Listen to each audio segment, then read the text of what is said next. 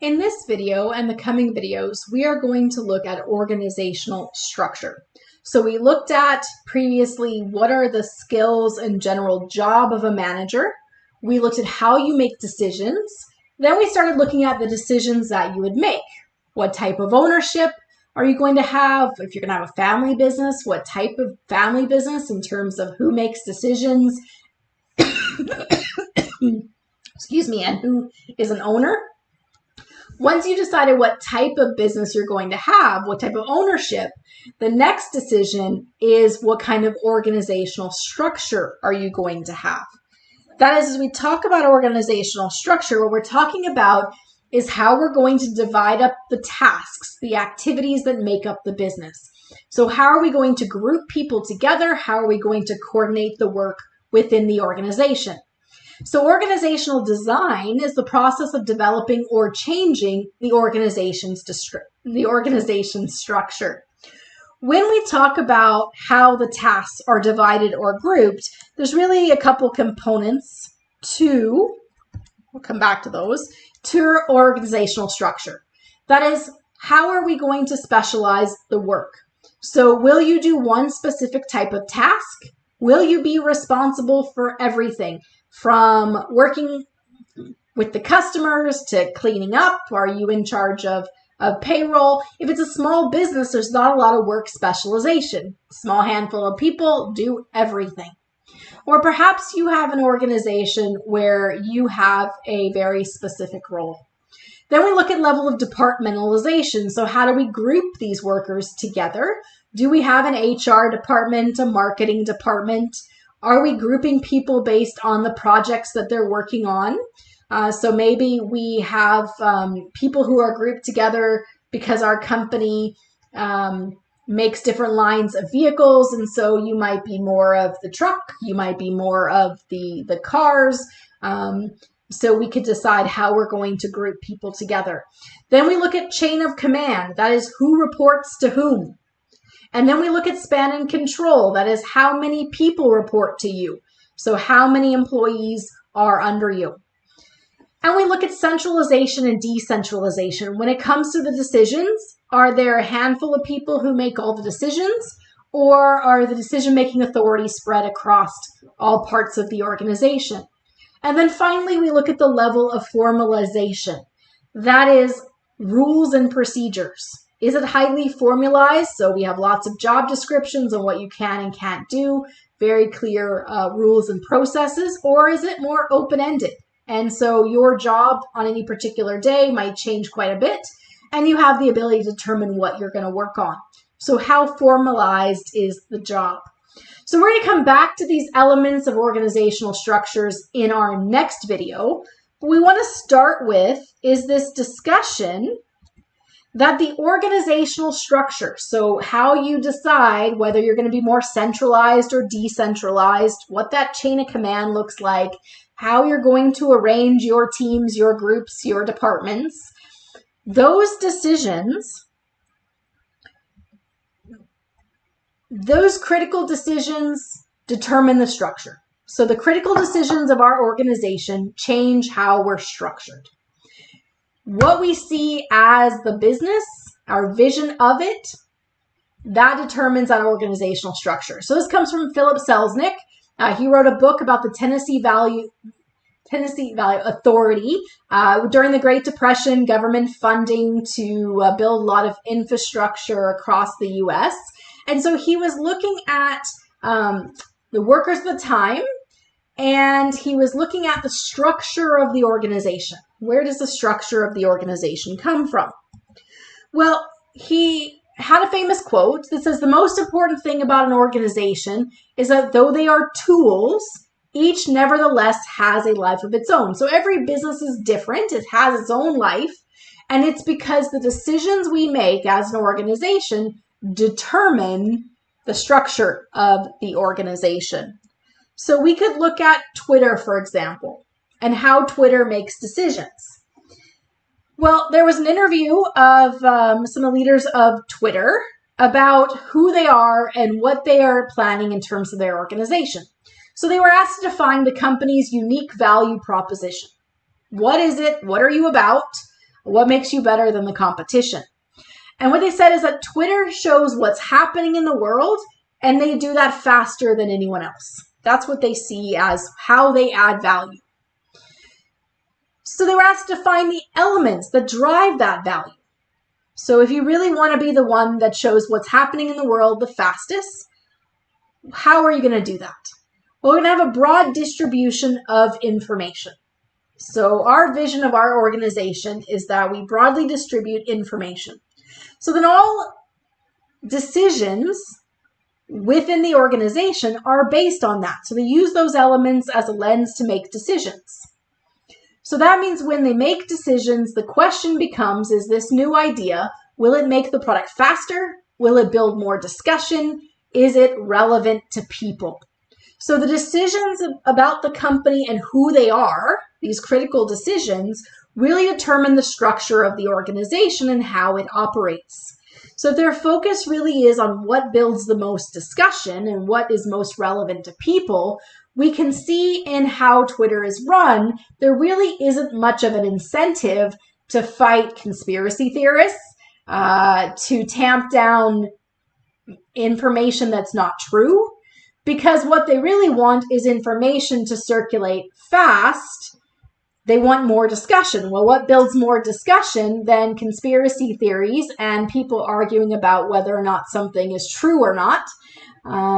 So we can see then critical decisions impact how the business operates. It's going to determine how the business is structured as well. So as we look at that list, let's run back.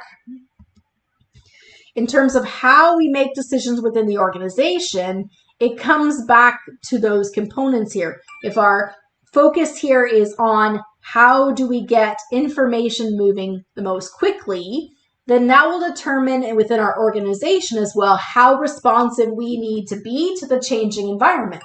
So does that make us more centralized in our decision making? So a small handful of people make the decisions because then we can be very reactive.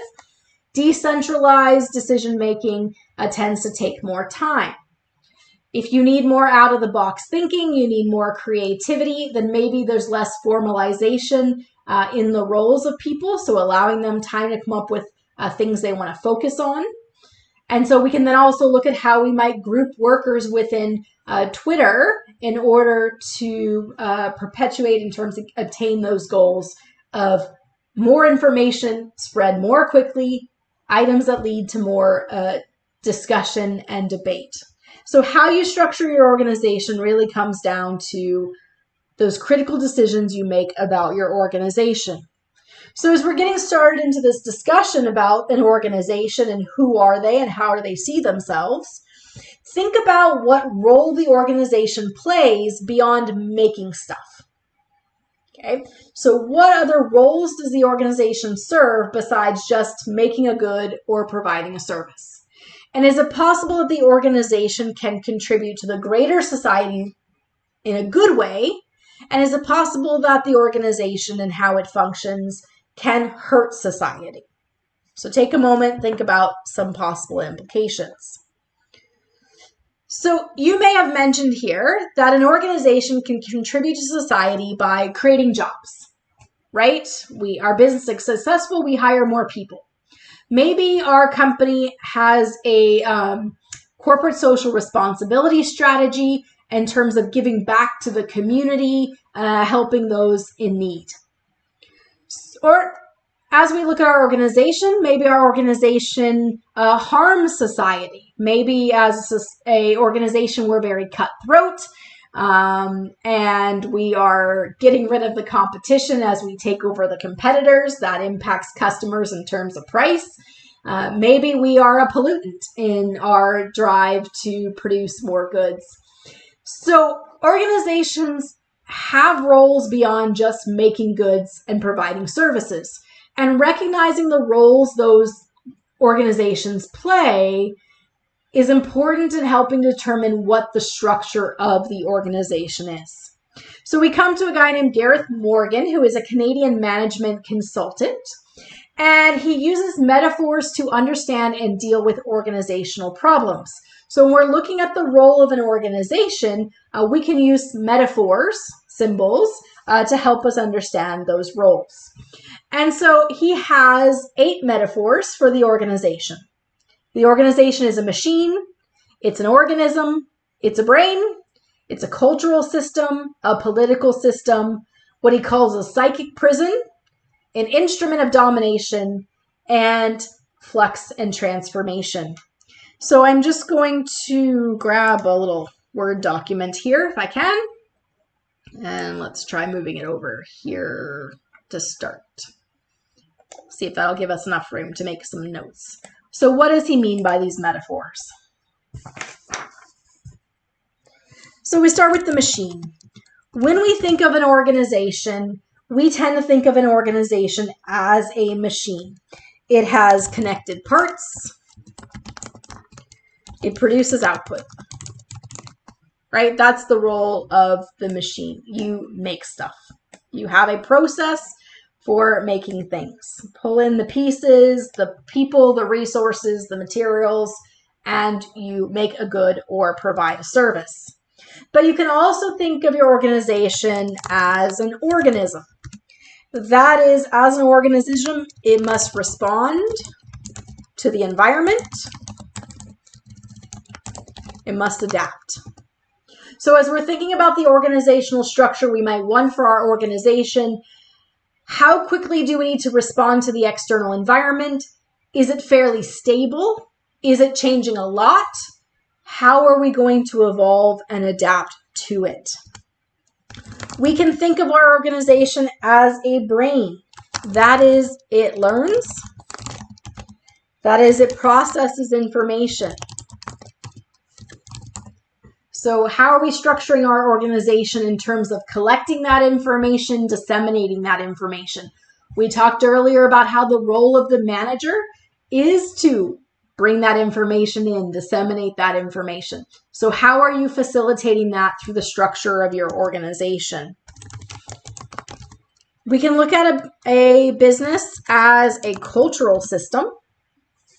So it is made up of individuals with values, norms, and beliefs.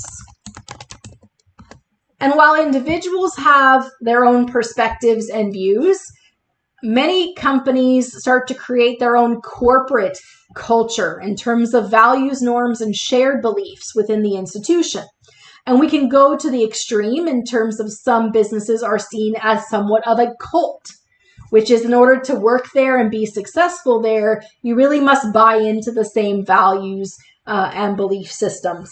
So Harley Davidson, you want to work for Harley, you need to be an enthusiastic motorcycle rider. It's a passion and an obsession, right? There is this general kind of cult-like feeling around being involved in the organization.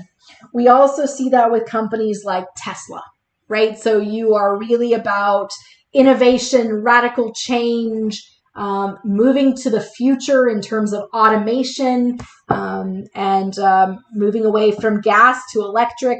So there's this cult kind of mentality in terms of the corporate culture. That is going to dictate how we structure the organization and those different elements that we talked about before. You can see your business as a political system. That is, we gain influence. We coordinate power. So when we look at organizations, they do have a political slant. We can look at companies, for example, like Disney, like the NBA, like Coca-Cola, using their authority, their influence and power to sway politics. And so we've seen companies decide to move to certain locations as protests. So Tesla moving to Texas from California to protest high taxes and the government's involvement in operations. We see companies in South Carolina and Georgia that are refusing to hold events, to sponsor activities, using their power and influence to fight back against abortion restrictions, against rules and regulations that would limit trans rights. So your business, your organization may be a political system as well. Gareth Morgan uses what is called a term called a psychic prison. Spell this correctly. So what he means by this is the organization is a collection of myths and stories that can restrict how people think.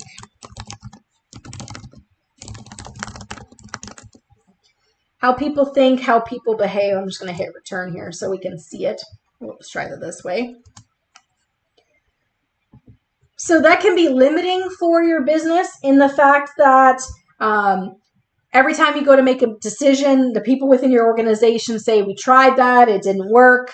We're not even going to try it again. So that stifles you. It creates that psychic prison in terms of we can't come up with new ideas because everything has been tried in the past. Alternatively, that psychic prison could be viewed in terms of you are moving ahead of society and government in terms of your view of society may not be in line with those. So for example, if we look at Facebook, they're trying to change how people communicate.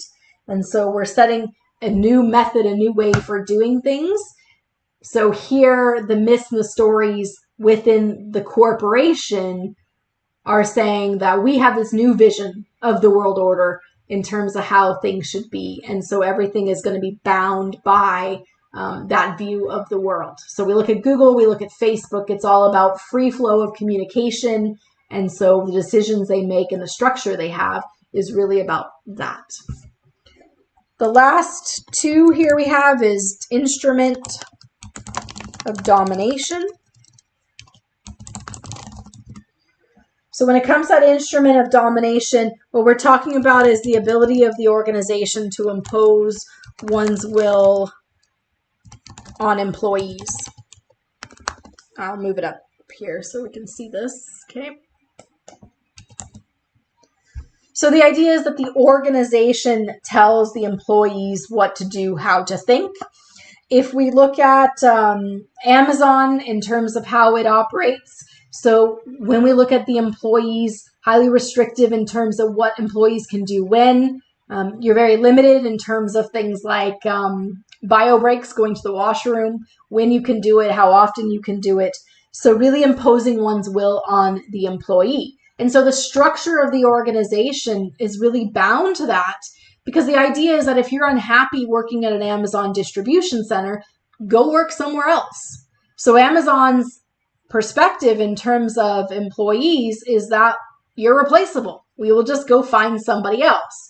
Well, this creates a bit of challenge for Amazon because eventually there won't be anyone else to hire. But the practice currently is to replace their workers. Very few workers survive more than a year or two at Amazon, and so they churn through employees quite quickly. We can look at during COVID. Cargill is a food processor here in Alberta, and the priority there for the organization was to maintain the food supply. We had lots of people who were getting COVID at these companies. There wasn't enough separation of people, right, in terms so that they didn't share COVID with each other. There was no barricades in between. From Cargill's perspective, it was because there was no way to do that and still maintain the output. You would have to slow down production considerably in order to space people and the processes out. So here, imposing one's will on the employee is part of how an organization, and will influence how an organization structures itself. And the last one here is flux and transformation. That is that the ever-changing environment is indivisible, is the term used, indivisible from the organization. So the company itself is part of that flow, that change, that evolution over time, and it can't be separated. So here we need a company that really can quickly adapt and transform because the needs of the customers are constantly changing. The competitive environment is constantly changing. The world is in flux. And so because of that, the organization too must constantly be in flux. And so your organizational structure is going to be tied to how we see the organization what the roles are of the organization, even beyond just how we're going to make our goods and provide our services.